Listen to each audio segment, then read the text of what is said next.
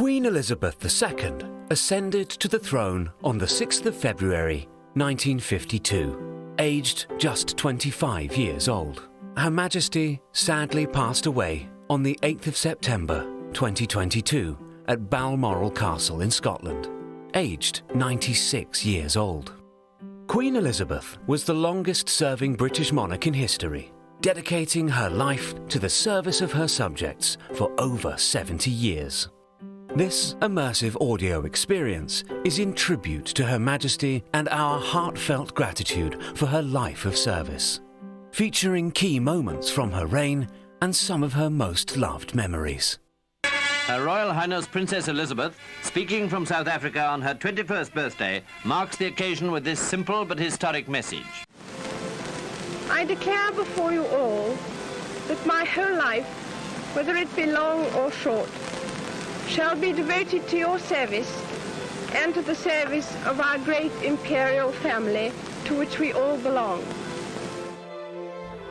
Receive the rod of equity and mercy. Be so merciful that you be not too remiss, so execute justice that you forget not mercy, punish the wicked, protect and cherish the just.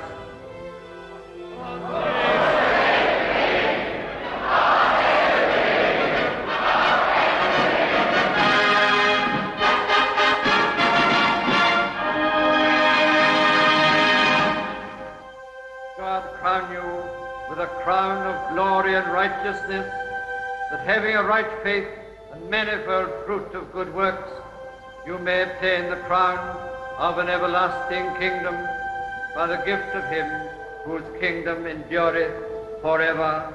Amen.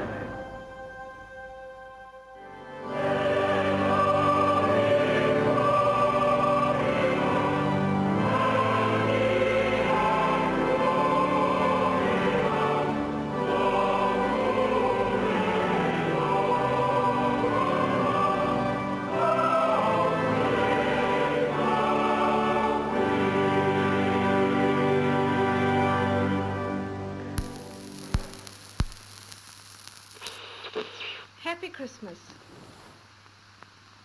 25 years ago, my grandfather broadcast the first of these Christmas messages. Today is another landmark, because television has made it possible for many of you to see me in your homes on Christmas Day.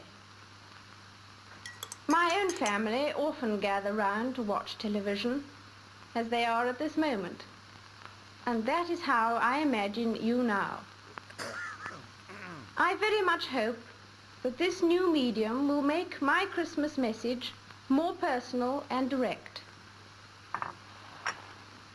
It's inevitable that I should seem a rather remote figure to many of you, a successor to the kings and queens of history, someone whose face may be familiar in newspapers and films, but who never really touches your personal lives.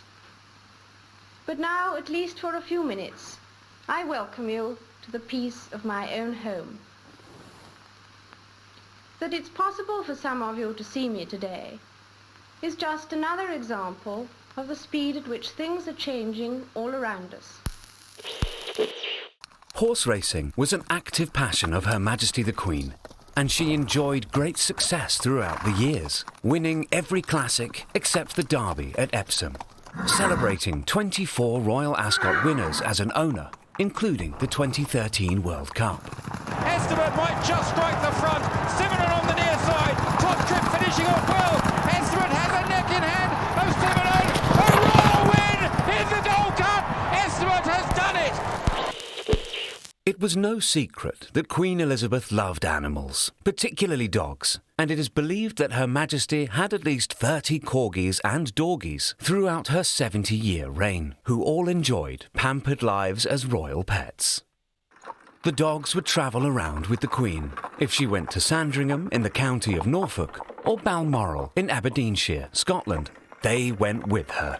Mary Davies, one of the Queen's corgi breeders, said that she loved to take them to Balmoral. They went on lovely walks. Village? Oh, that's Emma.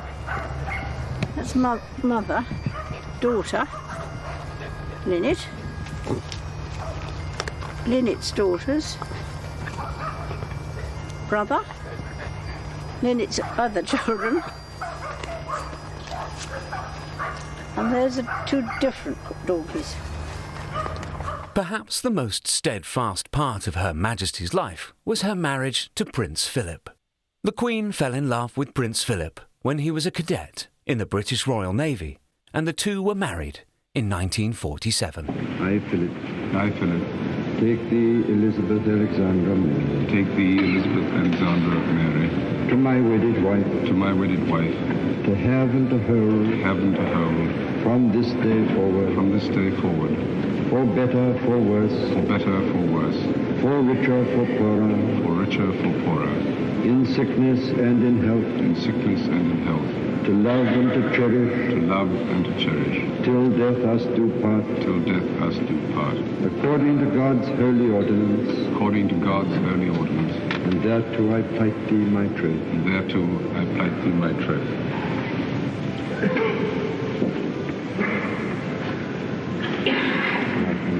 I, Elizabeth Alexandra Mary. Take thee, Philip. Take thee, Philip. To my wedded husband. To my wedded husband. To have and to hold. To have and to hold. From this day forward. From this day forward. For better, for worse. For better, for worse. For richer, for poorer. For richer, for poorer. In sickness and in health. In sickness and in health. To love, cherish, and to obey. To love, cherish, and to obey. Till death us do part. Till death us do part. According to God's holy ordinance. According to God's holy ordinance. And thereto I give thee my troth. And thereto I give thee my troth. They went on to enjoy their marriage for over 73 years, with Her Majesty describing Prince Philip as her strength and stay. He is someone who doesn't take easily to compliments. But he has quite simply been my strength and stay all these years. And I and his whole family, and this and many other countries, owe him a debt greater than he would ever claim, or we shall ever know. Prince Philip retired from his royal duties on the 2nd of August 2017, aged 96. He was the longest-serving royal consort in history. Known for his charity work, Prince Philip was involved in setting up the Duke of Edinburgh's Award, as well as being a founding member of the World Wildlife Fund. He also served in the Royal Navy in the Second World War. Prince Philip sadly passed away on the 9th of April 2021, at the grand old age of 99. Although it's a time of great happiness and good cheer for many, Christmas can be hard for those who have lost loved ones. This year especially, I understand why. But for me, in the months since the death of my beloved Philip, I have drawn great comfort from the warmth and affection of the many tributes to his life and work, from around the country, the Commonwealth, and the world. His sense of service, intellectual curiosity, and capacity to squeeze fun out of any situation were all irrepressible. That mischievous, inquiring twinkle was as bright at the end as when I first set eyes on him. But life, of course, consists of final partings as well as first meetings. And as much as I and my family miss him, I know he would want us to enjoy Christmas. We felt his presence as we, like millions around the world, readied ourselves for Christmas. The Queen lost her strength and stay when the Duke of Edinburgh died, and it was less than 18 months later that Her Majesty, Queen Elizabeth II, passed away peacefully at Balmoral, widely believed to be the monarch's favourite place of residence.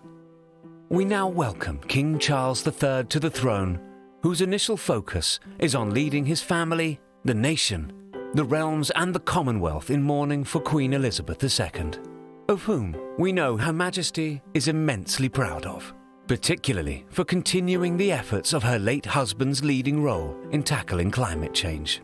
It is a source of great pride to me that the leading role my husband played in encouraging people to protect our fragile planet lives on through the work of our eldest son, Charles, and his eldest son, William. I could not be more proud of them.